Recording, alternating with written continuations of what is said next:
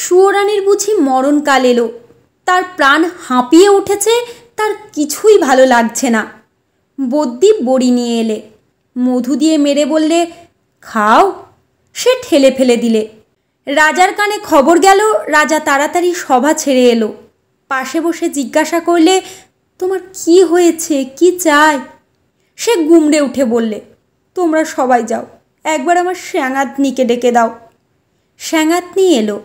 রানী তার হাত ধরে বললে, সই বসো, কথা আছে। শ্যাঙাতনি বললে, প্রকাশ করে বলো। সুয়োরানী বললে, আমার 7 মহলা বাড়ির একধারে 3টি মহল ছিল দুয়োরানীর, তারপর হলো 2টো, তারপর হলো 1টা। তারপরে রাজবাড়ি থেকে সে বের হয়ে গেল। তারপরে দুয়োরানীর কথা আমার মনেই রইল না।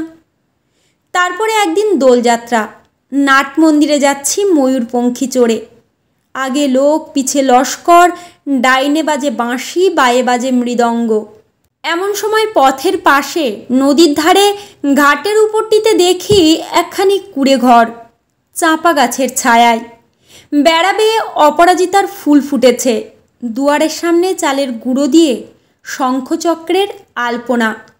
আমার ছত্রধারিণীকে শুধালেম, আহা, ঘরখানি কার? সে বললে, দুয়োরানীর।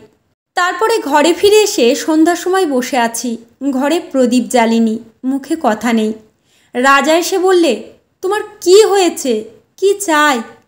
আমি বললেম, এ ঘরে আমি থাকবো না। রাজা বললে, আমি কোঠা বাড়ি বানিয়ে দেব, গজদন্তের দেওয়াল দিয়ে।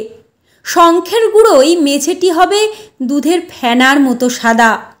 মুক্তোর ঝিনুক দিয়ে তার কিনারে এঁকে দেব পদ্মের মালা। আমি বললেম, আমার বড় স্বাদ গিয়েছে, কুঁড়ে ঘর বানিয়ে থাকি তোমার বাহির বাগানের একটি ধারে। রাজা বললে, আচ্ছা বেশ, তার আর ভাবনা কি। কুঁড়ে ঘর বানিয়ে দিলে। সে ঘর যেন তুলে আনা বনফুল। যেমনি তৈরি হলো অমনি মুষড়ে গেল। বাস করতে গেলেম, কেবল লজ্জা পেলেম। তারপরে একদিন স্নান যাত্রা, নদীতে নাইতে গেছি, সঙ্গে 107 জন সঙ্গিনী। জলের মধ্যে পালকি নামিয়ে দিলে, স্নান হলো। পথে ফিরে আসছি, পালকির দরজায় একটু ফাঁক করে দেখি, এ কোন ঘরের বউগা? যেন নির্মাল্যের ফুল, হাতে সাদা শাখা, পরনে লাল পেরে শাড়ি।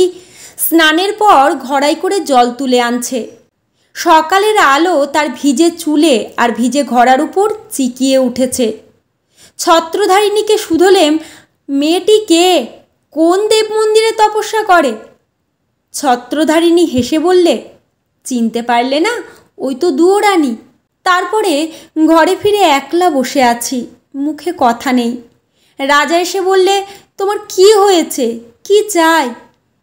আমি বললেম, আমার বড় স্বাদ, রোজ সকালে নদীতে নিয়ে মাটির ঘড়ায় জল তুলে আনবো বকুলতলার রাস্তা দিয়ে। রাজা বললে, আচ্ছা বেশ, তার আর ভাবনা কি। রাস্তায় রাস্তায় পাহারা বসলো, লোকজন গেল সরে। সাদা শাখা পরলেম আর লাল পেরে শাড়ি। নদীতে স্নান সেরে ঘড়াই করে জল তুলে আনলেম।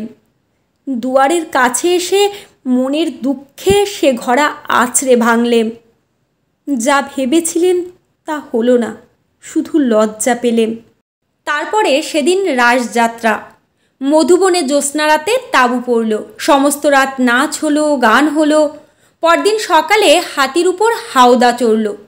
পর্দার আড়ালে বসে ঘরে ফিরছি, এমন সময় দেখি বনের পথ দিয়ে কে চলেছে। তার নবীন বয়স, চূড়ায় তার বনফুলের মালা, হাতে তার ডালি, তাতে শালুক ফুল, তাতে বনের ফল, তাতে ক্ষেতের শাক। ছত্রধারিণীকে শুধলেম, কোন ভাগ্যবতীর ছেলে পথ আলো করেছে? ছত্রধারিণী বললে, জানো না, ওই তো দুয়োরানীর ছেলে। ওর মার জন্য নিয়ে চলেছে শালুক ফুল, বনের ফল, ক্ষেতের শাক। তারপরে ঘরে ফিরে একলা বসে আছি, মুখে কথা নেই। রাজা এসে বললে, তোমার কি হয়েছে, কি চাই? আমি বললেম, আমার বড় স্বাদ, রোজ খাবো শালুক ফুল, বনের ফল, ক্ষেতের শাক। আমার ছেলে নিজের হাতে তুলে আনবে। রাজা বললে, আচ্ছা বেশ, তার আর ভাবনা কি। সোনার পালঙ্কে বসে আছি, ছেলে ডালি নিয়ে এলো। তার সর্বাঙ্গে ঘাম, মুখে রাগ। ডালি পড়ে রইল, লজ্জা পেলেম। তারপরে আমার কি হলো কি জানি, একলা বসে থাকি, মুখে কথা নেই। রাজা রোজ এসে আমাকে শুধোয়, তোমার কি হয়েছে, কি চাই? সুয়োরানী হয়েও কি চাই সে কথা লজ্জায় কাউকে বলতে পারি নে। তাই তোমাকে ডেকেছি শ্যাঙাতনি, আমার শেষ কথাটি বলি তোমার কানে। ওই দুয়োরানীর দুঃখ আমি চাই। শ্যাঙাতনি গালে হাত দিয়ে বলল, কেন বলো তো? সুয়োরানী বললে, ওর ওই বাঁশের বাঁশিতে সুর বাজল, কিন্তু আমার সোনার বাঁশি কেবল বয়েই বেড়ালেম, আগলে বেড়ালেম, বাজাতে পারলেম না।